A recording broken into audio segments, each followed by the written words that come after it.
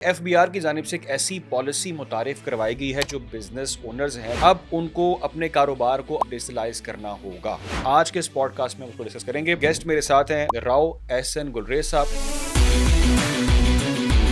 इसको कहते हैं डिजिटल इनवॉइसिंग। ये एक सिंपल जो टर्म यूज़ हो रही है, आप जो मैनुअल काम कर रहे हैं, सेल्स जितनी भी आप करेंगे रियल टाइम बेसिस पे FBR के सिस्टम के साथ कनेक्ट होनी चाहिए। सिंपल वर्ड्स में कनेक्ट करना है FBR के सिस्टम के साथ। इस प्रोसेस को बेसिकली डिजिटल इनवॉइसिंग कहते हैं। कौन कौन से बिजनेस जो हैं वो इसमें शामिल हैं डिजिटल इनवॉइसिंग के अंदर? तमाम बिजनेसेस जो कि FBR में रजिस्टर्ड हैं। अगर इकोनॉमी को आपने स्टेबल करना है, खुले दिल के साथ एक्सेप्ट करना है, कितना आप बिजनेस कर रहे हैं, आपकी कोई कैलकुलेशन है ही नहीं। इस तरह से एनालिसिस करूंगा कि आपके मसाइल क्या हैं, कौन सी ऐसी चीज़ है जो आपको बेनिफिट आपके लिए इन फ्यूचर दें। तो ये सब चीज़ें तब होंगी जब ट्रांसपेरेंसी आएगी।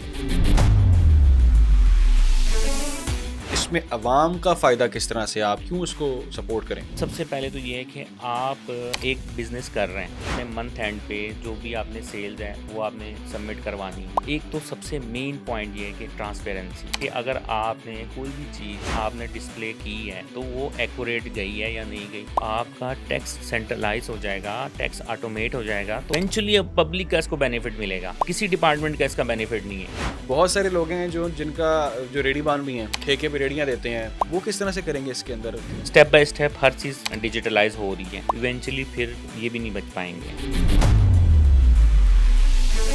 एक चीज़ यूज़ हो रही, टर्म यूज़ हो रही थी, आइसोलेट ERP। उसको यूज़ करते हुए हर बिजनेस जोड़ सकता है, इंटीग्रेट कर सकता है FBR के जो पराल है उसके साथ। कुछ लोग कहते हैं यार मैं अपना डेटा क्यों किसी को।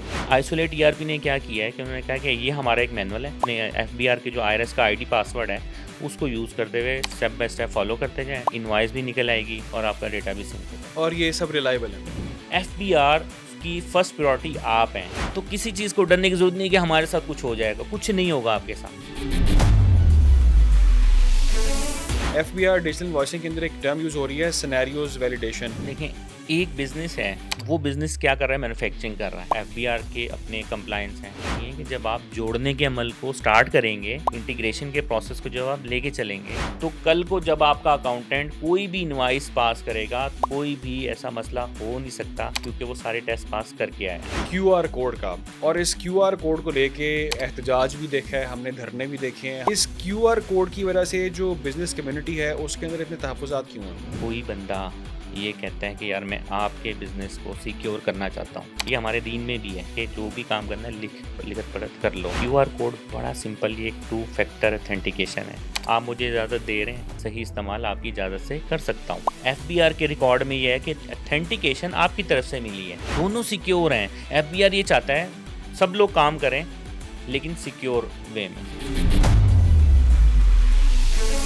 इकॉनमी को क्या फ़ायदा हासिल होगा? सबसे इकोनॉमी को फ़ायदा देना चाह रहे हैं तो हमें इकोनॉमी के वो तमाम ड्रॉबैक्स, प्रॉन्स एंड कॉन्सिक्वेंसेज हैं, वो हमें देखने हैं। टैक्स ब्रैकेट में आ जाएगा। एक इंडिविजुअल बंदा है, किसी को पता ही नहीं है कि वो भूखा मर रहा है, करोड़ों का मारा है। गवर्नमेंट किस तरह से ये जज करेगी कि उसको क्या चाहिए? चाइना का माल बेतहाशा है। जो हमारा अपनी मैन्युफैक्चरिंग है, जो हमारे अपने पाकिस्तान के अंदर होनी चाहिए, उसको प्रमोट हमें करना चाहिए। अपने जो मैन्युफैक्चरर्स हैं, इंडस्ट्री को ग्रो करना है। चाइना इस टाइम क्यों इतना सस्ता है? जो फिगर्स एंड फैक्ट्स हैं वो तमाम कैलकुलेटेड हैं, सबके सामने है वो। ये एक दिन इंशाल्लाह हमारी मैन्युफैक्चरिंग इंडस्ट्रीज है ये उस लेवल पे आ जाएगी, कोड जो है वो हमें करने की जरूरत नहीं पड़ेगी। कंफर्टेबल नहीं हूँ, मैं इसे डिस्कनेक्ट करना चाह रहा हूँ, मैं सेटिस्फाइड नहीं, पॉसिबल है मैं हो सकता हूँ अलग? 100% आप हो सकते हैं। एक ही आप मेल करें पराल को, किसी और के साथ कनेक्ट हो जाएं, कोई ऐसा मसला नहीं।